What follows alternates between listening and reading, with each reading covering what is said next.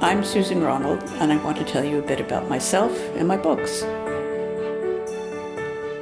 In A Dangerous Woman, I not only tell the story of Florence Gould, effectively her biography, but I also believe firmly if you are giving the story of somebody in their life, it has to be in the context of their times. And when I came across the original documents in the National Archives in Washington about Florence, about the people that she dealt with and what they were up to and what they did, suddenly you understand the person in the context of their times and how difficult it was to avoid her power.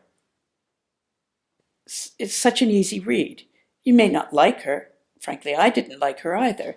But I thought it was an important story to tell about how an American got so involved with the Nazis in Europe during the Second World War, how she really completely lied about her past. You haven't seen anything until you see Mrs. Gould and actually working the system in France and really, really harassing men constantly. Florence Gould was a nymphomaniac, and she saw the world through that lens.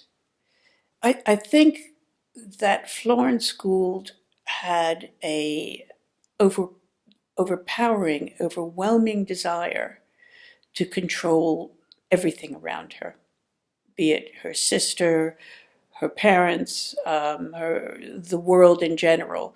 In the beginning, I thought it was because she had lived through the San Francisco earthquake. But I think it was always in her to try and control everybody and everything.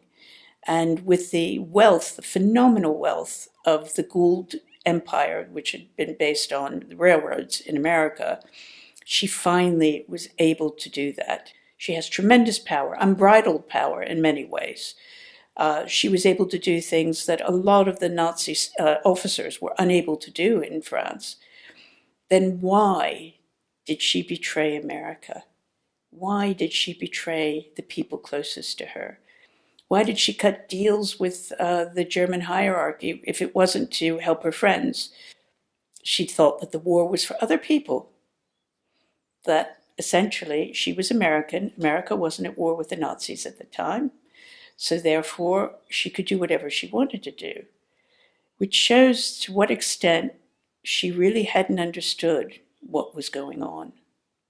But she ran the French literary circle very, very closely and financed a lot of it. If you were a writer during the Second World War and in occupied Paris, and you were literally starving, when Florence Gould invited you to her home to have real food, real coffee, occasionally real chocolate, that was only the chocolate that she kept back from the Kriegsmarine, which was the German Navy, you went and you asked for a goodie bag so that your dog or your cat could eat as well.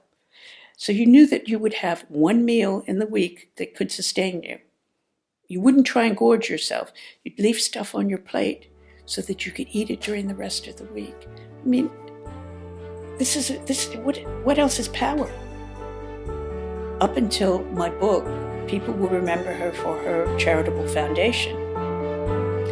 When they read my book, they're going to understand how she got her money.